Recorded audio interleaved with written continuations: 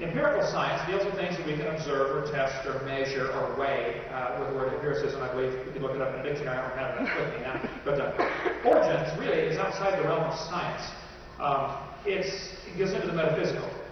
You have to believe in certain things. It's not observable or testable. You can't measure it or weigh it or prove it in a laboratory. So origins really has nothing to do with science and should not be involved in any science classes. They should be in religion classes. There are various theories, religious theories of how the world got here, but that has nothing to do with science. So it's a shame that origins is mixed with science so much. You know, beer is often sold at football games. Beer has nothing to do with football. And origins is often put into science class, but origins is not part of science. You can tell the kids, here's the, the biceps, the triceps, the deltoid, the flexors, the extenders, the radius, the ulna. And the kid says, how do we get here? We don't know. Let's just learn for the test. It has nothing to, you don't have to get into origins because you're going to offend somebody. If you teach evolution, somebody's going to be offended. How many of you are offended when they teach evolution? Okay? If they taught creation in the schools, somebody would be offended. How many of you would be offended if they taught creation in the schools? See? It's a subject you can't please everybody, so leave it up to schools. How about if you have anything else about education in the school? That would make a lot of people very happy. The question was the origin. Right.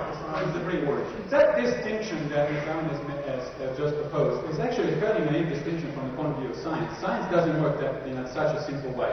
There are certain limits to what science can do, by all means, there's no question about it. But some of the origin questions do fall within the limits of science. Let me give you an example. You say, well, if you can't test it empirically, if you can't do experiments on it, then it's not science.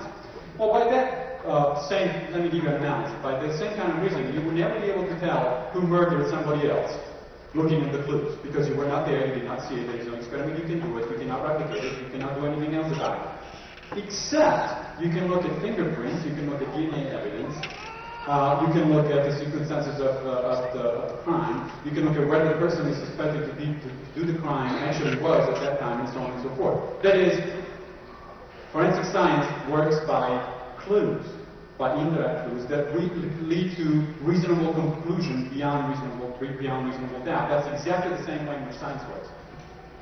Dr. Pigliucci, can you tell us when or how plants evolve from animals, or vice versa, i.e. when did an animal or a plant give birth to the other type? Okay. No, plants did not evolve from animals. The closest group to animals, phylogenetically speaking, that is in the history of life, is actually fungi. That's not to say that a fungus all of a sudden became a mammal.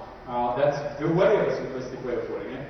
It's just that they share a very distant ancestor. As far as the when, I think the best estimate that we have at this point is about 1 billion years or 800 million years ago. Less than 1 billion years ago. Now, when you think of animal in that sense, as I said, you don't think of a mammal, you don't think of an animal with skeleton even, you don't think of a worm. It's what's made way too complicated. What you're thinking of, or should you be thinking of, are cells, which are structures, unicellular organisms, which are structured one way or the other. The unicellular organisms that gave origin eventually to the animal lineage share a most common ancestor with the same organisms, unicellular organisms that gave origin to fungi. That is not to say that fungi all of a sudden translate into human beings or bananas into mammals or things of that sort. Okay, repeat the question, please. Can you tell us when or how plants evolve from animals or vice versa? When or how plants evolve from animals or vice versa? Well, it didn't happen. God made the plants on day 3, He made the animals on day 6. He designed them for their functions and things that they do. I think if we go back and listen to the tape, we'll find Dr. Pigliucci did imply very strongly that fungi and animals have a common ancestor, but it didn't happen quickly, it happened slowly. Now, if you're from Harvard, of course, that happened quickly. Like Stephen Gould says, punctuated equilibrium. So if you want to believe that, you're welcome to believe that. That's not science. That's not empirical. Fungi are still around today. Okay, why don't they do it again? Let's evolve something else. Let's evolve another animal from fungi. You got plenty of research money. You ought to be able to do that in your laboratory. Okay. Dr. Hovind, how do you explain dinosaur extinction? How do I explain dinosaur extinction? I would say they're probably not even extinct. There are probably a few still around. I think that in the flood in the days of Noah, millions of animals drowned, and plants and everything else. The flood explains the coal we find in nice neat layers all over the world. Pressed plants. There's a layer in Wyoming, 10,000 square miles in the Powder Bluff Basin, whatever it's called, and some places 200 feet thick. I think the flood is the only explanation for the fossils at all. I think animals don't fossilize unless they're buried. And I think what happened to the dinosaurs after the flood, those that survived by being on Noah's Ark, probably babies of course, people killed them. All through history there are stories of people killing dragons. They called them dragons until 1841, when the word dinosaur was coined by Sir Richard Owen. There was no such word as dinosaur until 1841, so people were killing the dragons, and most of them exterminated by man. Possibly if these dragons are still alive. They're mentioned in ancient history. They find them on all kinds of ancient pottery. Artwork shows pictures of dinosaurs, cave paintings, cliff paintings. There's overwhelming evidence that they've lived with man. I cover that in video number 3. Start back all over. The dinosaurs probably went extinct because of an impact of an asteroid. We have found a crater. The crater is still visible underwater outside of the Yucatan Peninsula in Mexico. There is geological evidence of the impact of that crater, and the material that meteor was made of was actually scattered all over the world. There are beautiful geological strata in Italy, for example, where I was born, where that show the same exact sequence and the same exact material as in the Yucatan Peninsula. All of these data are very difficult, if not impossible, to explain within a creationist perspective. And dinosaurs don't walk the earth right now. Just please find one and bring it here, and then I'll believe it. Dr. Pigliucci, how does the Triceratops example prove evolution when they are all variations of the same animal?